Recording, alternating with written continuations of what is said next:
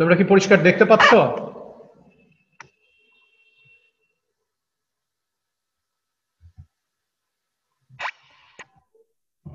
জি sir, দেখা যাচ্ছে। আচ্ছা, দেখা যাচ্ছে।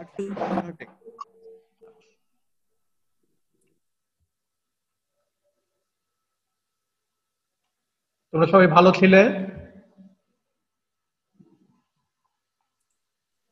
আলহামদুলিল্লাহ, আপনি ভালো আছেন স্যার? হ্যাঁ, আমি আছি আল্লাহর রহমতে, তোমাদের দোয়ায় আছি ভালো। তো আমার কথা একদম পরিষ্কার শোনা যাচ্ছে তো, তাই না? আমি আজকে আজকে শুধু না, ইনফ্যাক্ট আমার ইচ্ছা এখন থেকে তোমাদের সমস্ত ক্লাসে এই গ্যালারিটা নেয়া আর কি। তো তোমরা কি আমার পিছনের বোর্ড সবাই দেখতে পাচ্ছ?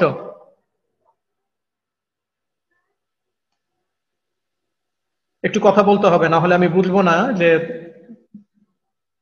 ঠিক মতো সবকিছু চলছে কিনা।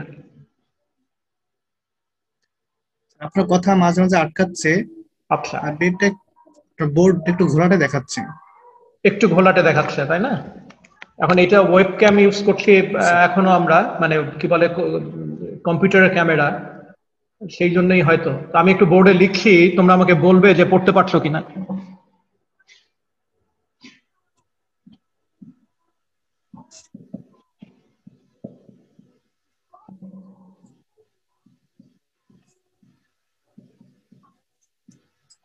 পড়া যায়? জি স্যার। স্যার, পড়া যায়। That's fine. তাহলে আমরা, স্ট্যাটিস্টিক্যাল মেকানিক্স। হ্যাঁ বলো। গুড। তোমাদের গোটা 10 ক্লাস হয়েছিল, এবং এই যে ব্রেকটা আমাকে নিতে হয়েছিল, সেই ব্রেকের আগে আমি ক্লাসে যে জিনিসগুলো তোমাদের সাথে আলোচনা করেছি সেগুলোই আজকে একবার আমি রিক্যাপ করব, সেই জিনিসগুলো একটু ঝালাই করে নেয়। তো এটা করার উদ্দেশ্য হচ্ছে যে যেহেতু একটা ব্রেক ছিল, আমি জানি না তোমাদের স্ট্যাটিস্টিক্যাল মেকানিক্সে আমি যে কোর্সগুলো করাচ্ছিলাম বা যে সেকশনগুলো করাচ্ছিলাম সেগুলোর সাথে কতটুকু টাচ আছে, এটা তো আমি ভালো করে বলতে পারবো না। কাজে আমি আজকে খুব দ্রুত তোমাদের কি পড়িয়েছি সেগুলো নিয়ে একটা কি বলে, আমি একটা সামারাইজ করব, একটা সামারি দেব, এবং যেটুকু হয়েছে সেটুকু নিয়ে তোমাদের কোনো প্রশ্ন বা কোনো কনসার্ন থাকলে তোমরা আমাকে জিজ্ঞেস করবে। তোমাদের স্ট্যাটিস্টিক্যাল মেকানিক্সের যে সিলেবাস, সেখানে এই সিলেবাসটাকে দুটো ভাগে ভাগ করা যায়। একটা হলো ক্লাসিক্যাল স্ট্যাটিস্টিক্যাল মেকানিক্স, আর একটা হলো কোয়ান্টাম স্ট্যাটিস্টিক্যাল মেকানিক্স। আমি তোমাদের কোয়ান্টাম স্ট্যাটিস্টিক্যাল মেকানিক্স ক্লাস নিয়েছি। এই করোনা ব্রেকের আগে কিছু ক্লাস হয়ে গিয়েছিল এবং কিছু ক্লাস অনলাইনে নেওয়া হয়েছিল। তো কি পড়া হয়েছে সেটাই আমি খুব দ্রুত সেটার একটা জিস্ট আজকে আবার তোমাদের সাথে শেয়ার করব। প্রথম কথা হচ্ছে, আমরা যেটা পড়ছিলাম সেটার নাম হলো স্ট্যাটিস্টিক্যাল মেকানিক্স, এটা তোমরা সবাই জানো। এবং স্ট্যাটিস্টিক্যাল মেকানিক্স কি করে এটা নিয়ে কথাবার্তা হয়েছিল, আমি জানি না তোমাদের কতখানি মনে আছে। এটা হচ্ছে যে ম্যাক্রোস্কোপিক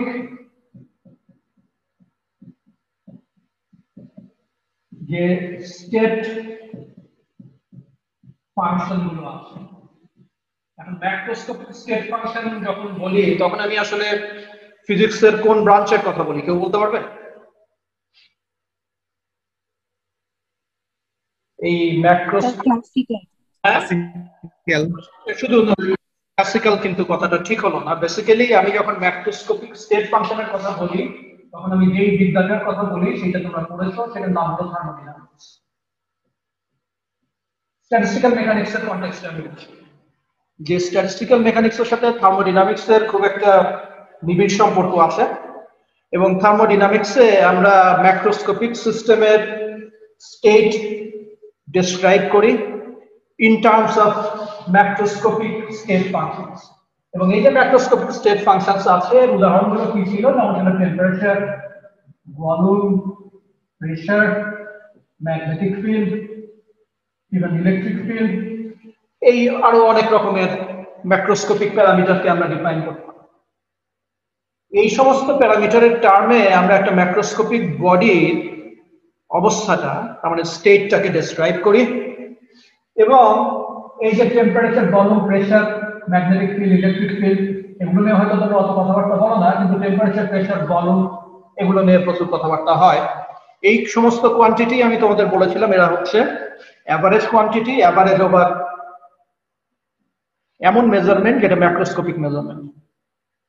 তোমাদের মনে আছে কিনা আমি বলেছিলাম যে when you measure temperature basically তুমি যেটা করো তুমি হচ্ছে একটা পার্টিকুলার সিস্টেমের যে এন্টিটি গুলো আছে, if you look at the problem from the point of view of kinetic theory of gases, তাহলে তুমি আসলে ওই সমস্ত যে পার্টিকেল গুলো আছে সেই সমস্ত পার্টিকেল গুলোর অ্যাভারেজ কাইনেটিক এনার্জি মেজার।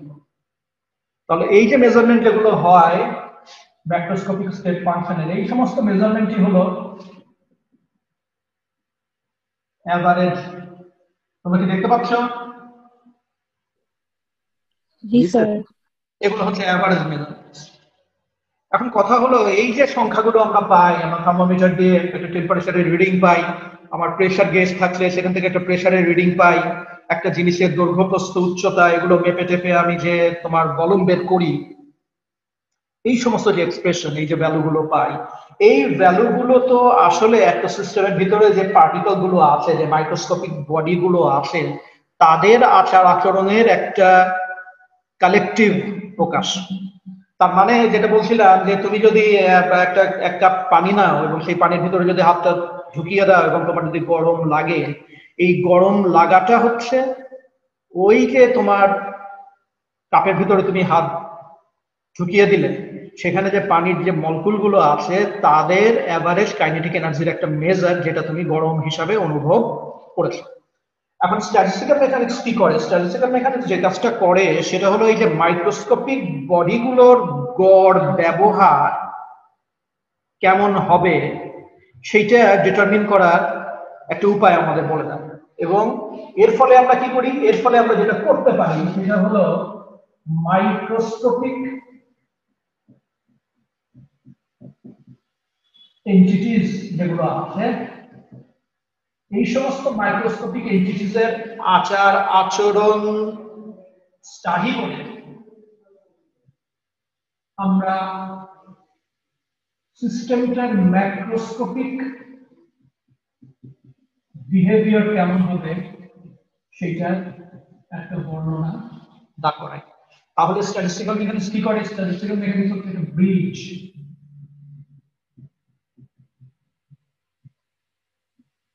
এটা হলো একটা সেতু। কিসের ভিতরে সেতু? মাইক্রোস্কোপিক এন্টিটি গুলোর আচার আচরণ এবং ম্যাক্রোস্কোপিক প্রপার্টি যেটা আমি মেজার করি, এই দুটোকে কানেক্ট করার জন্য যে বিদ্যা সেটাই হলো স্ট্যাটিস্টিক্যাল মেকানিক্স। এটা আমি তোমার প্রথম দিককার ক্লাসগুলোতে আমি বলেছিলাম যে স্ট্যাটিস্টিক্যাল মেকানিক্স মাইক্রোস্কোপিক পিকচারকে ম্যাক্রোস্কোপিক পিকচারে ট্রান্সলেট করার একটা উপায়, একটা বিদ্যা।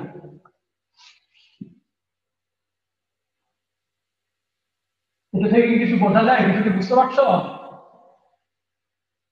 না মনে হচ্ছে বুঝতে পারছো কিন্তু আসলে বুঝতে পারছো? কি মনে হচ্ছে? বলে স্ট্যাটিস্টিক্যাল মেকানিক্স কি করে? থার্মোডাইনামিক্স কি করে? থার্মোডাইনামিক্স যেটা করে, থার্মোডাইনামিক্স সবসময় থার্মোডাইনামিক্যাল সিস্টেম বলে একটা কথাই আছে, সেটা হলো বড় সড়ো সমস্ত বডি, সেগুলোর যে আচার ব্যবহার, তাপ, শক্তি, কাজ, চাপ, তাপমাত্রা, এগুলো দিয়ে তার যে আচার ব্যবহার সেইটাকে প্রকাশ করে হলো থার্মোডাইনামিক্স। আর এই থার্মোডাইনামিক্স যে বড় বডি, বড় সিস্টেমের গড়পড়তা বিহেভিয়ার আমাদের সামনে প্রকাশ করে, সেই গড়পড়তা বিহেভিয়ারটা কোন জায়গা থেকে আসছে? যে ছোট ছোট এন্টিটি গুলোর পজিশন, মোমেন্টাম, তাদের এনার্জি, এগুলোর হিসাব থেকেই তো একটা জিনিসের ওভারঅল প্রপার্টি পাওয়া যায়। সেই ছোট ছোট জিনিসগুলোর যে আচার আচরণ আছে সেগুলো হিসাব টিসাব করে কি করে সেটাকে ওই থার্মোডাইনামিক্যাল ভ্যারিয়েবলে নিয়ে যাওয়া যায়, সেই কাজটা করে হলো স্ট্যাটিস্টিক্যাল মেকানিক্স। এরপরে আমি তোমাদের যেটা বলেছিলাম সেটা হলো স্ট্যাটিস্টিক্যাল মেকানিক্স এর ক্লাসিফিকেশন আছে, লাইক মেনি আদার থিংস। ক্লাসিফিকেশনটা হলো স্ট্যাটিস্টিক্যাল মেকানিক্স আমরা যখন করি তখন অফকোর্স আমাদের সিস্টেম থাকে, সেই সিস্টেমটা কোন ধরনের পার্টিকেল দিয়ে তৈরি। এখানে পার্টিকেলটা কিন্তু খুব ব্রড সেন্সে ব্যবহার করা হয়েছে, একটু একটু করে সে সমস্ত জায়গাতেও আমি আসবো। কোন ধরনের পার্টিকেলের উপরে পার্টিকেল দিয়ে ওই সিস্টেমগুলো তৈরি, তার উপরে ডিপেন্ড করে স্ট্যাটিস্টিক্যাল মেকানিক্সকে আমরা দুই ভাগে ভাগ করতে পারি। একটা হলো কোয়ান্টাম স্ট্যাটিস্টিক্যাল মেকানিক্স এবং একটা হলো ক্লাসিক্যাল স্ট্যাটিস্টিক্যাল মেকানিক্স। এখানে আমি যে কথাটা বললাম তার ভিতরে কিন্তু একটা গ্যাপ আছে। আসলে কোন ধরনের পার্টিকেল দিয়ে তৈরি এই কথাটা পুরোপুরি ঠিক না, বরং বলা উচিত যে সিস্টেমগুলো যেই ধরনের পার্টিকেল দিয়ে তৈরি সেই ধরনের পার্টিকেলের আচার আচরণ কেমন তার উপরে ডিপেন্ড করবে হচ্ছে যে তুমি কোয়ান্টাম স্ট্যাটিস্টিক্যাল মেকানিক্সের আশ্রয় নেবে নাকি ক্লাসিক্যাল স্ট্যাটিস্টিক্যাল মেকানিক্সের আশ্রয় নেবে। কথাটা কিন্তু দুটো কথা কিন্তু আলাদা। এবং দ্বিতীয়বার যেটা বললাম সেটা হলো মোর এক্সাক্ট। তুমি যদি ইলেকট্রনের কথা চিন্তা করো, ইলেকট্রন খুবই ছোট। ইনফ্যাক্ট ইলেকট্রন কত ছোট সেটার ব্যাপারে আমরা কথাবার্তা বলতে চাই না। বেশিরভাগ সময় we treat it as a point particle, তার মানে শুধু অবস্থান নিয়ে আমরা কথাবার্তা বলি। এগেইন এর ভিতরে নানান ব্যাপার স্যাপার আছে, এই মুহূর্তে সেটার প্রয়োজন নেই। কথাটা হলো ইলেকট্রন খুবই ছোট, খুবই ছোট। তুমি যত যেমন কল্পনা করো তার চেয়েও ছোট। এখন কথা হলো এই ইলেকট্রন যে এত ছোট এবং তোমাদের ভিতরে একটা জেনারেল কনসেপ্ট আছে যে খুব মাইক্রোস্কোপিক ছোট বডি হলে you have to treat it quantum mechanically, এই কথাটা নট নেসেসারিলি ট্রু। ইলেকট্রনকে অথবা একটা সিস্টেম আমার আছে কম্পোজড অফ ইলেকট্রনস, এটাকে যে আমার কোয়ান্টাম স্ট্যাটিস্টিক্যাল মেকানিক্স দিয়ে ট্রিট করতেই হবে এমন কোনো কথা নেই। বিশেষ বিশেষ পরিস্থিতিতে সিস্টেম অফ ইলেকট্রনস এমন আচরণ প্রদর্শন করবে যে তাকে আমার কোয়ান্টাম মেকানিক্যালি ট্রিট করতে হবে। এই কথাটা মানে কি? তার মানে হচ্ছে যে বিশেষ অবস্থায় আমি ইলেকট্রনকে ক্লাসিক্যালিও ট্রিট করতে পারি। এখন কথাটা হচ্ছে আমি ইলেকট্রনের সিস্টেমটা থেকে কি বের করে নিয়ে আসতে চাচ্ছি, আমার উদ্দেশ্যটা কি এবং কোন অবস্থায় তারা আসে। খুব কি জট পাকিয়ে যাচ্ছে নাকি? না স্যার। হ্যাঁ, জট পাকাচ্ছে না, আমার কাছেই তো জট পাকিয়ে যাচ্ছে। তো যাই হোক, তাহলে কথাটা হলো কি? কথাটা হলো আমার যে পার্টিকেল গুলো আছে, যে পার্টিকেল গুলো দিয়ে আমার সিস্টেমটা কম্পোজ, সেই পার্টিকেল গুলো কেমন আচার আচরণ প্রদর্শন করে সেটাই হচ্ছে আমাকে বলে দেবে আমি এটাকে ক্লাসিক্যালি ট্রিট করবো না কোয়ান্টাম মেকানিক্যালি ট্রিট করবো। এখন তোমাদের কারো কি মনে আছে যে কোন সিচুয়েশনে আমরা একটা সিস্টেম ক্লাসিক্যালি ট্রিট করি এবং কোন সিচুয়েশনে একটা সিস্টেম কোয়ান্টাম মেকানিক্যালি ট্রিট করি? কার মনে আছে? বহুবার বহুবার। স্যার যখন আমরা পার্টিকেল গুলোকে আলাদাভাবে ডিনোট করতে পারবো, স্যার সেপারেশন পার্টিকেলগুলোর মধ্যে যখন মধ্যবর্তী দূরত্ব যখন তরঙ্গ এটাকে আলাদা করতে হচ্ছে পারবো না ছোট হবে তখন তখন তার মানে তোমরা বলছো কথাটা তাহলে যদি আরেকটু সহজ করে বলি যে আমি পার্টিকেল গুলোকে কখন ডিস্টিংগুইশেবল বলে ট্যাগ করতে পারবো আর কোন সময় এদেরকে ডিস্টিংগুইশেবল বলে ট্যাগ করার আমার কোনো সুযোগ থাকবে না, তার উপরে ডিপেন্ড করবে হচ্ছে যে আমার সিস্টেমটাকে আমি কোয়ান্টাম মেকানিক্যালি ট্রিট করব নাকি ক্লাসিক্যালি ট্রিট করব। তাহলে কথাটা কি? কথাটা হচ্ছে whether they are distinguishable অথবা তারা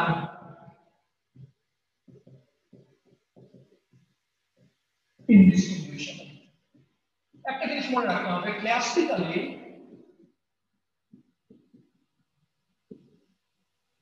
all particles are distinguishable। Classical ফিজিক্সে ইনডিস্টিংগুইশেবিলিটি নাই।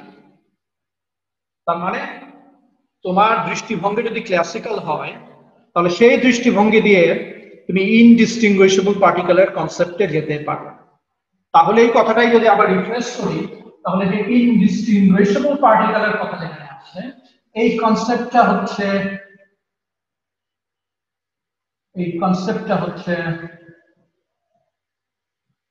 Quantum mechanics. তাহলে দাঁড়ালো কি? আমার যতক্ষণ সিস্টেমটা এমন পার্টিকেল দিয়ে তৈরি যাদের আমি ডিস্টিংগুইশ করতে পারি। আমি ক্লাসিক্যাল স্ট্যাটিস্টিক্যাল মেকানিক্স ব্যবহার করব। আর আমার সিস্টেমটা যদি এমন অবস্থায় থাকে এটা যেটা দিয়ে কম্পোজড, সেই পার্টিকেল গুলোকে যদি আমি আর ডিস্টিংগুইশ না করতে পারি তাহলে I have to think in terms of quantum statistical mechanics. এখন ডিস্টিংগুইশেবল কাকে বলে এবং ইনডিস্টিংগুইশেবল কাকে বলে?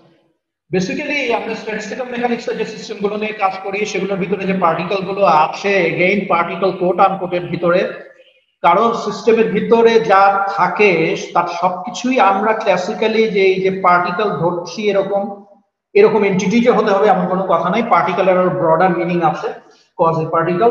আমরা আস্তে আস্তে সেই সমস্ত জায়গাতে যাবো। যাই হোক, তাহলে কথাটা হলো কি যে যতক্ষণ ডিস্টিংগুইশেবল ততক্ষণ ক্লাসিক্যাল স্ট্যাটিস্টিক্যাল মেকানিক্স, এবং যতক্ষণ ইনডিস্টিংগুইশেবল ততক্ষণ স্ট্যাটিস্টিক্যাল মেকানিক্স। কিন্তু খুব মজার একটা ব্যাপার আছে, দুটোর জন্যই প্রযোজ্য। সেটা হলো আমরা এমন সিস্টেম নিয়ে কাজ করি যেখানে পার্টিকেল গুলো হচ্ছে কি আইডেন্টিক্যাল। তার মানে তারা ডিস্টিংগুইশেবলই হোক আর ইনডিস্টিংগুইশেবলই হোক, দে আর আইডেন্টিক্যাল। আইডেন্টিক্যাল মানে কি?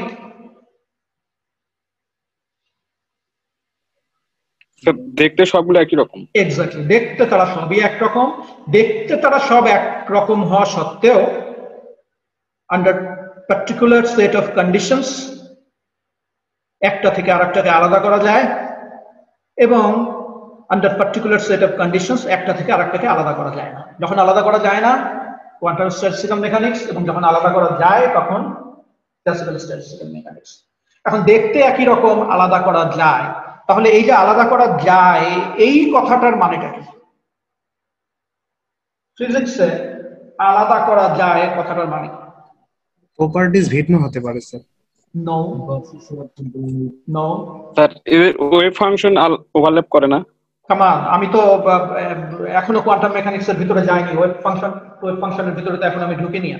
আমি যখন ঢুকবো তখন ওটা নিয়ে কথা বলবো। আলাদা করা যায় এই কথাটার অর্থটা কি?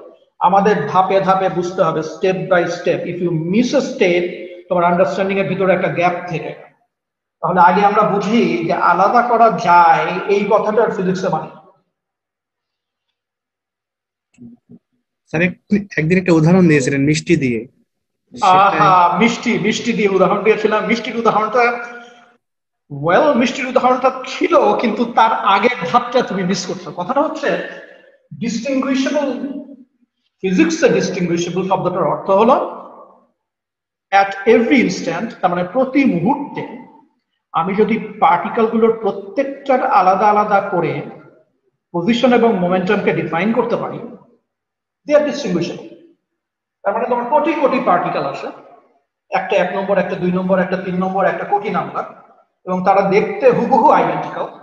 কিন্তু আমি যদি ইভেন ইন থিওরি প্রতি মুহূর্তে 1 নম্বরটা কোন পজিশনে কোন মোমেন্টাম নিয়ে আসে এটা যদি আমি লিখে দিতে পারি, 56 নম্বরটা কোন পজিশনে কোন মোমেন্টাম নিয়ে আসে সেটা যদি লিখে দিতে পারি, 1,72,00,000 সামথিং নাম্বারটা কোথায় আছে সেটার কোঅর্ডিনেট এবং মোমেন্টাম যদি আমি লিখে দিতে পারি, দে আর ডিস্ট্রিবিউশন।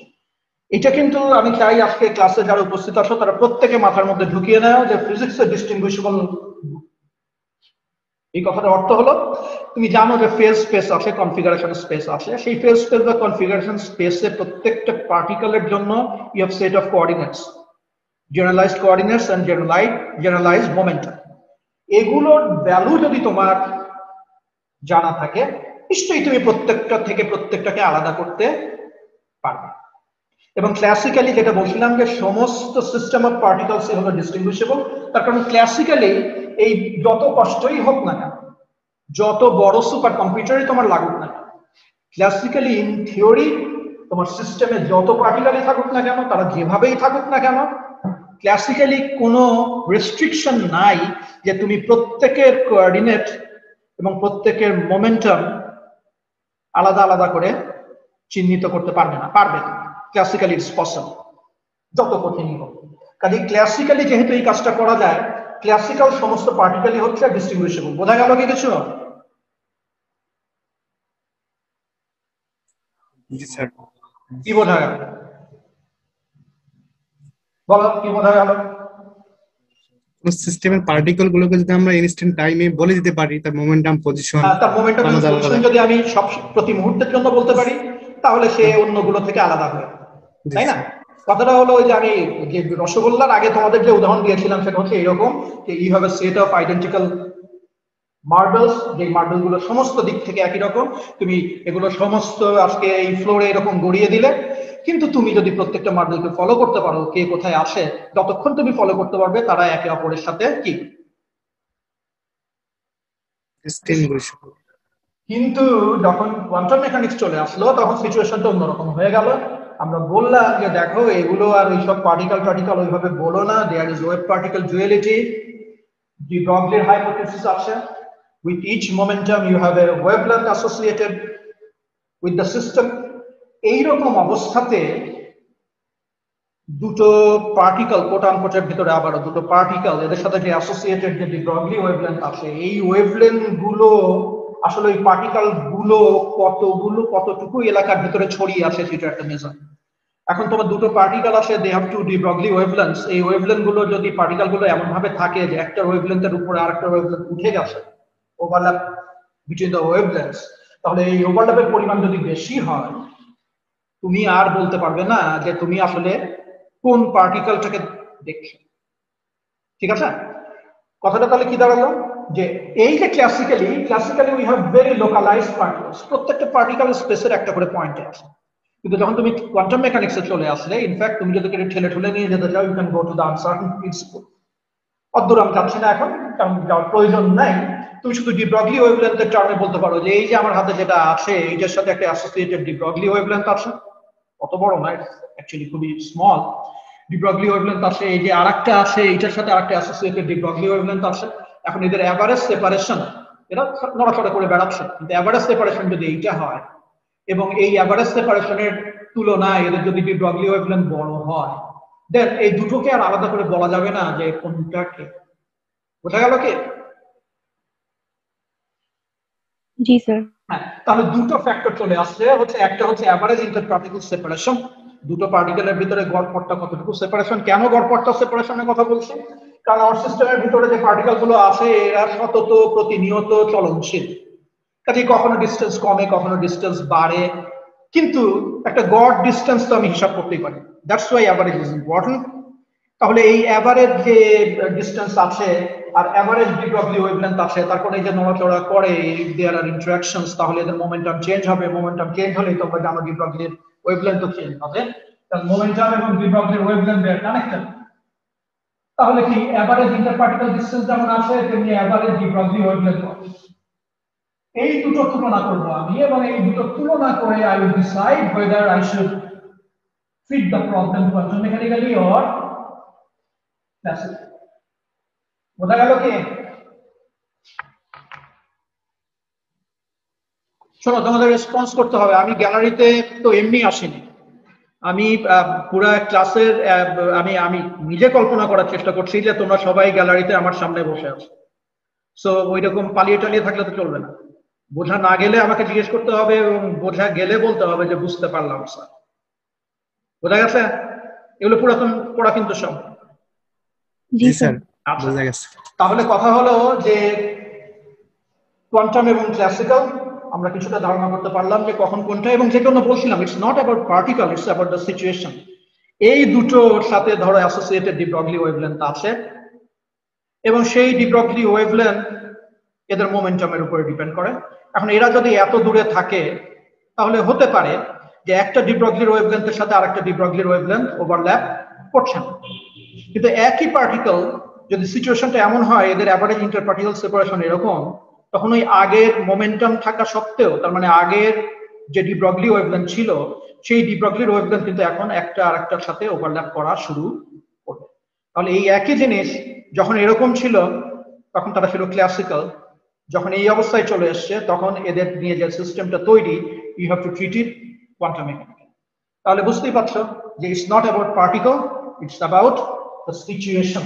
তার মানে এখানে টেম্পারেচারের এফেক্ট আছে, টেম্পারেচার বেশি হলে এদের কাইনেটিক এনার্জি বেড়ে যাবে, মোমেন্টাম বেড়ে যাবে, de Broglie wavelength will change. এদের ডেনসিটির ব্যাপার আছে, ডেনসিটি যত বাড়বে অ্যাভারেজ ইন্টারপার্টিকেল সেপারেশন তত কমে যাবে। তার মানে কি?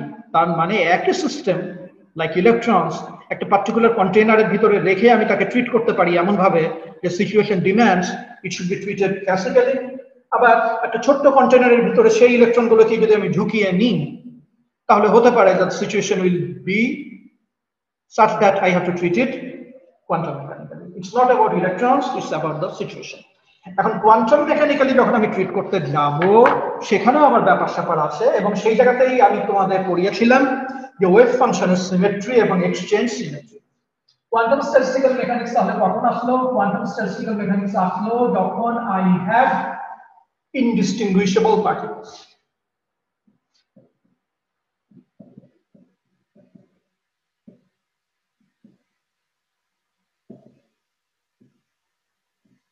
Indistinguishable particle statistics, এবং সেখানে আবার আছে ফার্মিয়ানস,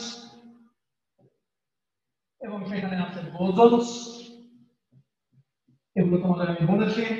এই ফার্মিয়ানের জন্য আমরা যেটা ইউজ করি সেটা হলো ফার্মি ডিরাক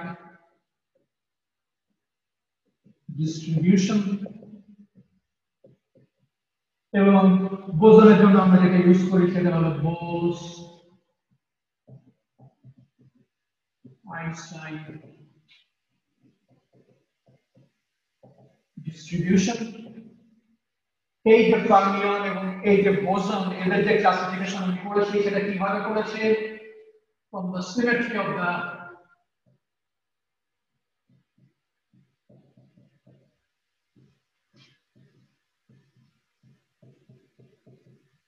ওয়েভ ফাংশন। কোন সিমেট্রির কথা বলছিল কে বলতে পারবে? কোন সিমেট্রির কথা বলা ছিল? Sir wave function. আরে বাবারে, সেই সিমেট্রিটার একটা নাম আছে। Sir exchange symmetry. Good good good, exchange symmetry. Exchange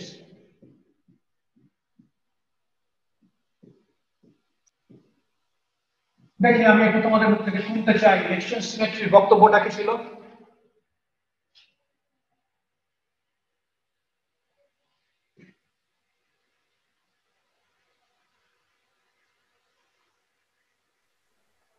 sir exchange সিমেট্রির মধ্যে দুইটা বলছিলেন, যে একটা হচ্ছে সিমেট্রিক হতে পারে, একটা অ্যান্টি সিমেট্রিক সেটা হতে পারে। সেটা হচ্ছে তোমার ওয়েভ ফাংশন, কিন্তু এক্সচেঞ্জ সিমেট্রি অপারেশনটা symmetry is defined by the symmetry operation. Symmetry operation থেকে আমরা সিমেট্রিটা বুঝতে পারি। তাহলে এক্সচেঞ্জ সিমেট্রির কথা যখন বলি তাহলে সেখানে কাজটা কি করি? নামেই পরিচয়, এক্সচেঞ্জ করি। কিসের ভিতরে এক্সচেঞ্জ করি? We exchange particles between two states. এবং তার মানে কি যে আমার পুরাতন কথাই আর কি, আমি তো আজকে সব কভার করতে পারবো বলে মনে হচ্ছে না। তো কথাটা হলো যে যেটুকু পড়িয়েছি এই পেসে গেলে সেটা কভার করতে পারবো না। কথাটা হচ্ছে যে আমার যদি দুটো পার্টিকেল থাকে, দুটোর বেশিও থাকতে পারে, একটা থাকলে কিছু বলার নেই। যদি দুটো পার্টিকেল থাকে এবং তারা যদি দুটো স্টেটে থাকে, তাহলে একটা পার্টিকেল যে স্টেটে আছে সেটাকে যদি অন্য স্টেটে নিয়ে যাই, এবং অন্য পার্টিকেলটা যে স্টেটে আছে সেটাকে যদি অপরটার স্টেটে নিয়ে আসি, তাহলে কি হলো? I am exchanging particles between the states. এই ঘটনা যখন আমি ঘটাই তখন ওয়েভ ফাংশনের সাইনে পরিবর্তন আসতেও পারে, পরিবর্তন নাও আসতে পারে। যদি ওয়েভ ফাংশনের সাইন চিহ্নতে পরিবর্তন আসে, তার মানে ওয়েভ ফাংশনটা যেটা ছিল এক্সচেঞ্জ করার পরে যদি ওয়েভ ফাংশনটা যেটা ছিল সেটা নেগেটিভ হয়ে যায়, তাহলে আমরা বলি যে ওয়েভ ফাংশনটা হলো অ্যান্টিসিমেট্রিক। আর যদি এক্সচেঞ্জ করার পরেও দেখি যে একই রকম অবস্থা, সাইন চেঞ্জ হয়নি, তখন আমরা বলি সিমেট্রিক। তাহলে এক্সচেঞ্জ অপারেশনের ফলে ওয়েভ ফাংশনের সাইন পরিবর্তন হয় কি হয় না তার উপরে ডিপেন্ড করে আমরা ওয়েভ ফাংশনকে দুই ভাগে ভাগ করি। একটা হলো সিমেট্রিক ওয়েভ ফাংশন, একটা হলো অ্যান্টিসিমেট্রিক ওয়েভ ফাংশন। এবং যেই সমস্ত পার্টিকেলের জন্য এই ওয়েভ ফাংশনের সাইন চেঞ্জ হয় সেই সমস্ত পার্টিকেলই কিন্তু ফার্মিয়নস। তাহলে এদের ওয়েভ ফাংশন হলো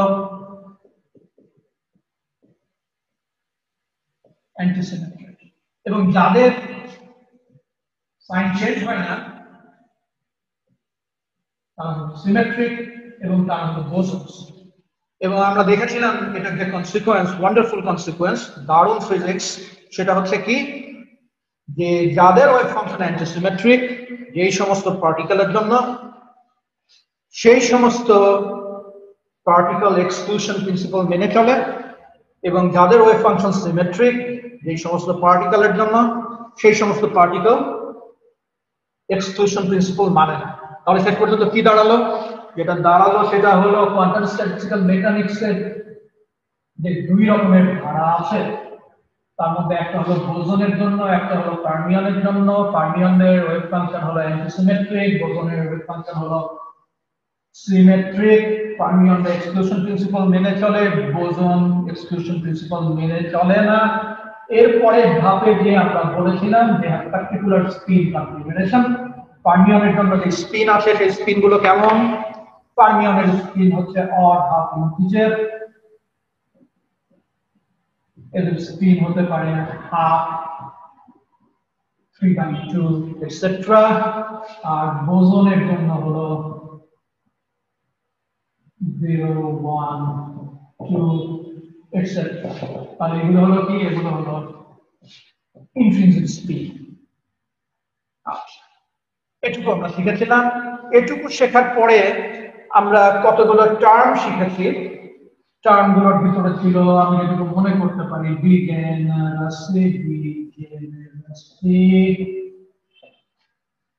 ফার্মি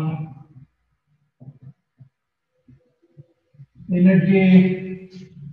ফার্মি এনার্জি যদি কেউ ডিফাইন করতে পারে, তাহলে সাথে সাথে Fermi temperature, Fermi frequency, Fermi momentum, Fermi wave vector, Fermi wavelength, তুমি যেভাবে যতভাবে এনার্জির সাথে অন্যান্য প্যারামিটার লিঙ্ক করতে পারো, একের পর এক তুমি সেই প্যারামিটার গুলো বের করে ফেলতে পারবে। এগুলো আমি ক্লাসের সপ্তম মধ্যে শিখিয়েছি। আচ্ছা, ডিজেনারেসি কি, ফার্মি এনার্জি কি জিনিস, আমি তোমাদের পড়িয়েছি কেমিক্যাল পটেনশিয়ালটা কি জিনিস, ফার্মি এনার্জি এবং কেমিক্যাল পটেনশিয়ালের ভিতরে করেসপন্ডেন্স, এগুলো আমি তোমাদের ক্লাসে সবকিছু পড়িয়েছি। তোমাদের কিছু মনে আছে? মাথার মধ্যে কিছু আছে এগুলো? স্যার একটু একটু একটু একটু একটু কিন্তু এখন খুলে দেখতে হবে। আমরা ইনশাআল্লাহ সবকিছু ঠিক থাকলে আমরা এখন দ্রুত আমরা এগোনোর চেষ্টা করব। তো এই জিনিসগুলো তাহলে একটু করে দেখতে হবে। এই সমস্ত ডেফিনেশন গুলো তোমাদের আমি শিখিয়েছি। শেখানোর পরে আমি যেখানে গিয়েছিলাম সেটা হলো যে আমরা কি করে ডিস্ট্রিবিউশন ফাংশন গুলোর ডেরিভেশন আমরা কি করব। তাহলে এই যে পার্মিটিভ ডিস্ট্রিবিউশন ফাংশন আছে, তারপরে তোমার বোস-আইনস্টাইন ডিস্ট্রিবিউশন ফাংশন আছে, এগুলোর ডেরিভেশনের তরিকাটা কি, এটা নিয়ে আমরা কথাবার্তা বলছিলাম। এটা নিয়ে কথাবার্তা বলতে যে টার্মগুলো এসেছিল, এই টার্মগুলো হচ্ছে স্ট্যাটিস্টিক্যাল মেকানিক্সের অ্যালফাবেট। এই টার্মগুলো ভীষণ ভীষণ ভাবে মাথার ভিতরে নিতে হবে। একটা ছিল হচ্ছে ম্যাক্রোস্টেট, তারপরে ছিল তোমার মাইক্রোস্টেট, তারপরে ছিল তোমার থার্মোডাইনামিক,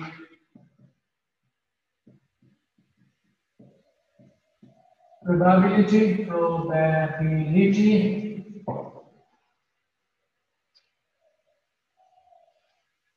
কি করে ক্যালকুলেট করতে হয় সেটা নিয়ম কানুন, ম্যাক্রোস্টেট কাকে বলে, মাইক্রোস্টেট কাকে বলে, আমি স্মরণ করতে পারছি না। আমি কি তোমাদের এনসেম্বল সম্পর্কে ধারণা দিয়েছিলাম? প্রবাবলি দিয়েছিলাম। জি স্যার, বলছিলেন এটা। হ্যাঁ, বলেছি। আমি যেটুকু মনে করতে পারি, ensemble is another extremely important term.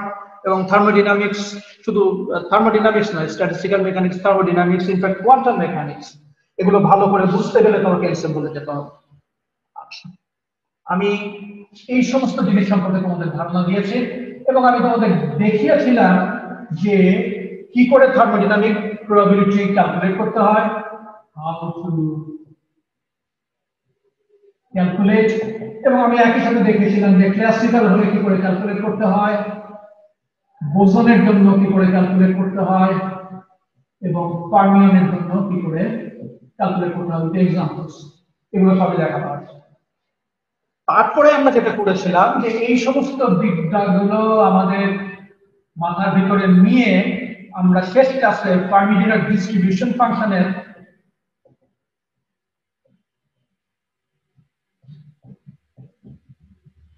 এটা যে ডেরিভেশন এটা, তাহলে আমরা এই জায়গাতে যেটা করিনি সেটা হচ্ছে পারমিডিনার ডিস্ট্রিবিউশন ফাংশনের অ্যাপ্লিকেশন আমরা করিনি, এবং আরেকটা কাজ আমরা করিনি, আমরা বোস-আইনস্টাইন ডিস্ট্রিবিউশন ফাংশনের ডেরিভেশনও করিনি, অ্যাপ্লিকেশন করিনি।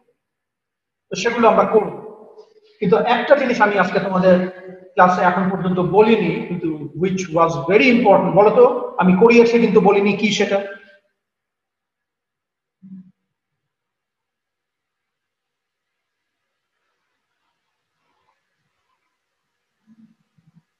করিয়েছি এবং বেশ সময় নিয়ে করেছি, বলো।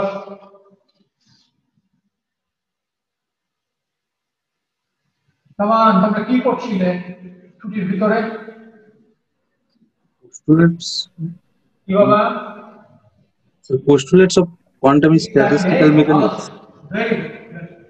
আমি কিন্তু তোমাদের postulate of quantum statistical mechanics পড়িয়েছি, এবং এই পস্টুলেট পড়াতে যে আমি ক্লাসিক্যাল পস্টুলেট সম্পর্কেও অনেক আলোচনা করেছি। তাহলে পড়িয়েছি হচ্ছে postulates of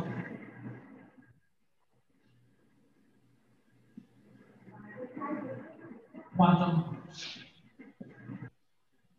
statistical mechanics, এবং এইটা করতে যেই আমরা কি করে কোয়ান্টাম মেকানিক্যালি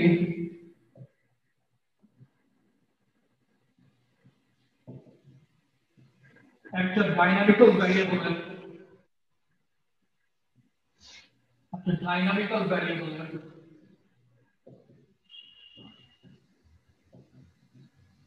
অথবা আমরা যেটাকে কোয়ান্টাম মেকানিক্সে যেই নামে বেশি ডাকি সেটা হলো অপারেটর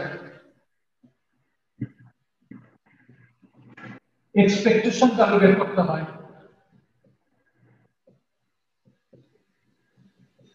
এটা আমরা শিখেছি, ঠিক না? এক্সপেকটেশন ভ্যালু মানে অ্যাভারেজ ভ্যালু, ইনফ্যাক্ট এটা কি করে বের করতে হয় এটা আমরা শিখেছি না?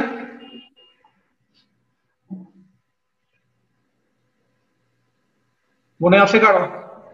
জি স্যার, এটা শেখানো হয়েছে। হ্যাঁ, এটা শেখানো হয়েছে, এবং এটা শিখতে চাই কিন্তু আমরা কতগুলো পস্টুলেটে এসেছিলাম। একটা ছিল পস্টুলেট অফ ইকুয়াল অ্যাপ্রায়োরি প্রবাবিলিটি, আর একটা ছিল পস্টুলেট অফ র্যান্ডম ফেজ। এই জিনিসগুলো বলতে যে আমরা ওয়েভ ফাংশনের অর্থোগোনালিটি, ওয়েভ ফাংশনের নরমালাইজেশন দুটো মিলে ওয়েভ ফাংশনের বা স্টেট ভেক্টরের অর্থোনর্মালিটি, এই সমস্ত জিনিসগুলো নিয়ে এসেছি। এটা করতে যে লিনিয়ার সুপারপজিশন থেকে কি করে একটা স্টেট ভেক্টর অথবা একটা ওয়েভ ফাংশনকে কনস্ট্রাক্ট করে সেগুলো নিয়ে কথা বলেছি। অসম্ভব ইম্পর্টেন্ট একটা কনসেপ্ট ছিল, রিমেম্বার, তাই না? এই সমস্ত ব্যাপার নিয়ে আমরা কথাবার্তা বলেছি। তো এই জিনিসগুলো আমি তোমাদেরকে অনুরোধ করব যে আবার একটু এগুলো এই পুরাতন স্লাইড গুলো একটু ঘাটাঘাটি করতে, এবং প্রয়োজনে আমি তো তোমাদের বোধহয় সমস্ত লেকচারের ভিডিও তোমাদের কাছে আছে, সেগুলো একটু দেখতে, এগুলো দেখো।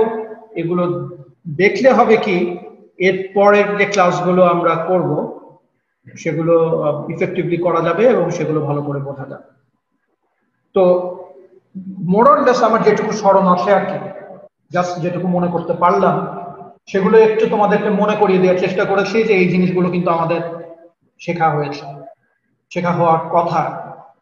এখন যেটুকু শেখা হয়েছে বা হওয়ার কথা, এগুলো নিয়ে তোমাদের যদি কোনো কোয়েশ্চেন থাকে, তোমাদের যদি কিছু জানার থাকে, অথবা ওভারঅল ক্লাস নিয়ে তোমাদের যদি কোনো রকমের বক্তব্য থাকে, সেটা তোমরা এখন বলতে পারো। We have another 5-6 minutes, 5-6 minute 7 minute আমাদের আছে। স্যার হিলবার্ট স্পেস নিয়ে একটু বললে ভালো হতো। হিলবার্ট স্পেস কি তোমাদের পড়াচ্ছে না? আচ্ছা, কোনো অসুবিধা নেই। হিলবার্ট স্পেস নিয়ে আমরা দুটো কথা তো বলতেই পারি। হিলবার্ট স্পেস শব্দটা থার্ড ইয়ারে তোমাদের যে কোয়ান্টাম মেকানিক্স আছে সেখানে ঠিক ওইভাবে আসে না, কিন্তু একটা মজার জিনিস না। আপনার ক্লাসে স্যার এটা একবার বলছিলেন না। এই শব্দটা একবার এসছে, তার কারণ আমরা জি, স্যার। যখন স্টেট ভেক্টরের কথা বলেছি, তুমি যখন স্টেট ভেক্টরের কথা বলো তখন হিলবার্ট স্পেসের কথা চলে আসে। স্টেট ভেক্টর, ভেক্টরের নাম তো শুনেছো তাই না? ফিজিক্সে পড়ো, শুনেছো ভেক্টরের নাম? জি স্যার। আমি মনে করছি না রে বাবা, শুনেছো? জি স্যার। জি স্যার। শুনেছো? আমি বললাম শুনেছো, অফকোর্স শুনেছো। এখন এই যে ভেক্টর অপারেশন যেগুলো হয়, ভেক্টরের যে অপারেশন গুলো হয় সেগুলো জেনারেলি, ধরো ভেক্টর অ্যালজেব্রার কথা যদি তুমি বলো, ভেক্টরের যোগ বিয়োগ এইসব তুমি পড়ো, এটার জন্য কিন্তু একটা ম্যাথমেটিক্যাল স্পেস আসে, আসে না? জানো, জি স্যার। একটা ভেক্টর স্পেস আসে। যেমন জেনারেলি আমরা কি করি, আমরা কার্টেসিয়ান কোঅর্ডিনেটে এক্স ওয়াই জেড এ একটা ভেক্টরকে একটা একটা ভেক্টর অ্যালজেব্রা গুলো করি, তাই না? ঠিক কিনা? জি স্যার। আচ্ছা, ভালো। এখন চিন্তা করো, আমি তোমাকে একটা ছবি এঁকে দেখাই, কারণ আমি হিলবার্ট স্পেসের খুব টেকনিক্যাল ডিটেলে তুমি যেহেতু কি বলে তোমাদের এটার সাথে ওইভাবে সম্পর্কিত না, আমি এখন যাবো না। ফোর্থ ইয়ারের কোয়ান্টাম মেকানিক্স যদি আমি পড়াই, then will go to the core of the space. তাহলে আমি এরকম একটা কার্টেসিয়ান কোঅর্ডিনেট করতে পারি না? পারি। পারি স্যার। হ্যাঁ, আমি কিন্তু এক্স ওয়াই জেড লিখিনি। এক্স ওয়াই জেড লেখাটা কি খুব জরুরি ছিল? একেবারেই জরুরি ছিল। আমি যে কোনো নাম দিতে পারি, তাই না? রহিম, করিম, সেলিম, হোয়াটএভার। আমি আমার কার্টেসিয়ান কোঅর্ডিনেট সিস্টেম, তাহলে এখানে যদি একটা পয়েন্ট থাকে, তাহলে এই পয়েন্টের কোঅর্ডিনেট আমি কি লিখি? x1, x2 এবং x3, এটা বোঝা যায়? জি স্যার। আচ্ছা, তাহলে ওই পয়েন্টটাকে আমি যদি অরিজিন থেকে একটা পজিশন ভেক্টর দিয়ে এক্সপ্রেস করি, এবং এই ভেক্টরটার নাম যদি আমি দিই, ধরো বড় x দিলাম,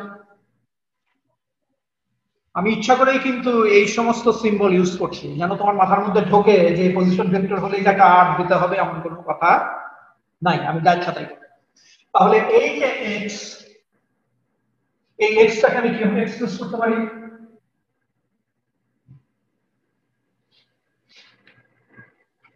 খুব ভালো করে খেয়াল করুন, আমি কি এটাকে এভাবে লিখতে পারি না? a1 x1, a2 x2, a3 লিখতে পারি? স্যার লেখা যাবে। আমি তো লিখি, আমরা তো ভেক্টর এইভাবেই লিখি, তাই না? a1 a2 a3 এই ভ্যালুগুলো কিসের উপরে ডিপেন্ড করে?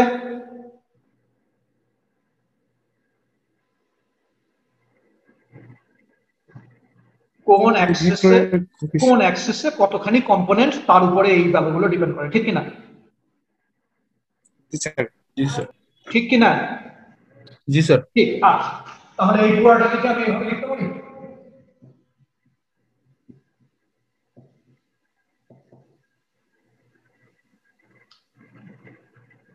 দেখতে পাচ্ছ?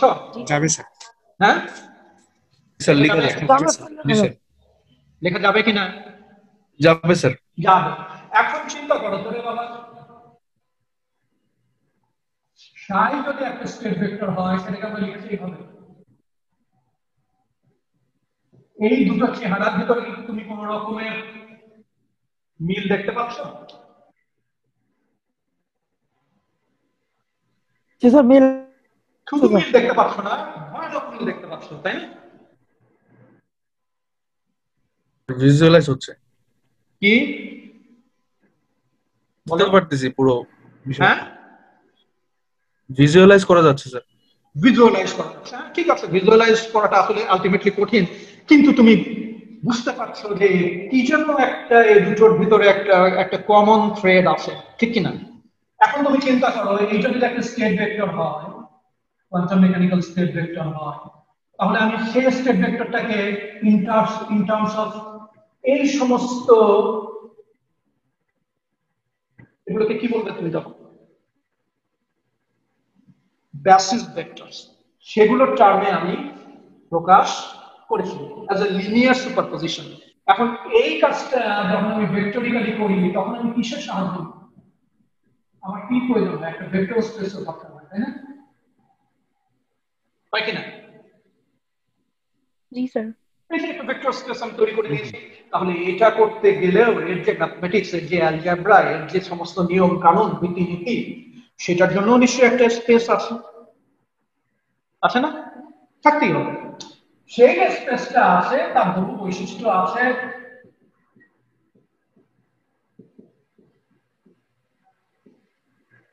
এটা হলো হিলবার্ট স্পেস। আমি এর চেয়ে বেশি বলবো না, আজকে বলবো। আমি এখন চাইবো তুমি এই দুটোর দিকে তাকিয়ে থাকো, তাকিয়ে থেকে তুমি নিজে হিলবার্ট স্পেস সম্পর্কে দেখো তো একটা ধারণা মাথার ভিতরে তৈরি করতে পারো। তুমি তোমার ধারণাটা তৈরি করার পরে আমার সাথে শেয়ার করবে, and then I will move further. কথাটা কি বোঝা গেল?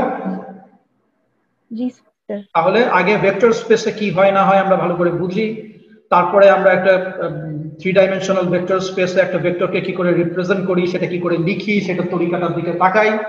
তারপরে আমরা দেখি জানি কোয়ান্টাম মেকানিক্সে তো আমরা এরকম করে কি জানি একটা লিখেছিলাম, which we call the state vector, এবং সেখানে নরমালাইজেশনের কথা ছিল, অর্থ নরমালিটির কথা ছিল, কমপ্লিট সেটের কথা ছিল, বেসিসের কথা ছিল। দেখি তো এগুলোর সাথে ওইটাকে একটু কি বলে কানেক্ট করতে পারি কিনা। যদি পারি তাহলে স্যার বলে দিয়েছেন যে এইখানে যে জিনিসটা আছে সেটা হলো হিলবার্ট স্পেস। তুমি নিজে সেইটা সম্পর্কে কি ধারণা দাঁড় করাতে পারো, ঠিক আছে? Think about it. আর কোনো কোশ্চেন আছে? না স্যার। কেন আর কোশ্চেন নেই?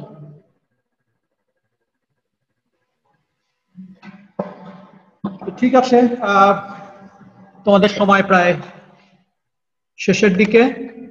আমি আরেকটা কথা। হ্যাঁ প্লিজ বলো।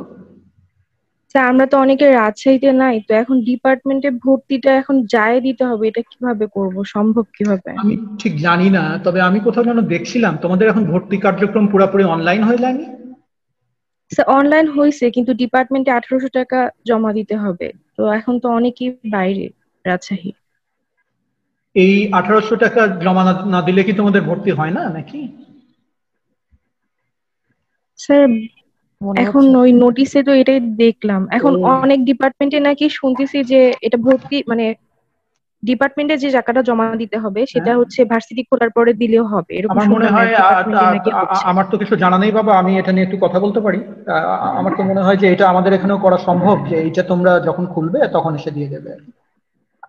জি স্যার, সেটা হলে একটু ভালো হতো আমাদের অনেক। ঠিক আছে, তাহলে আমি কথা বলবো। ঠিক আছে, ঠিক আছে, তোমরা ভালো জি থেকো স্যার। আর কি। আর আরেকটা কথা তোমাদের একটু বলি, যে তোমরা তো জানো যে একটা পরিস্থিতির প্রেক্ষিতে আমার কিছুদিন আমি ক্লাস নিতে পারিনি, আমার ক্লাস নেওয়ার সুযোগ ছিল না আসলে। সেই সমস্যাটা থেকে আমি কিছুটা মুক্ত এখন, কিছুটা মুক্ত। কিন্তু আবারও সামনে যদি হয় তাহলে তোমাদের ক্লাসে কিছু ডিসরাপশন হতে পারে আর কি, এটা আমি আগেই বলে নিচ্ছি।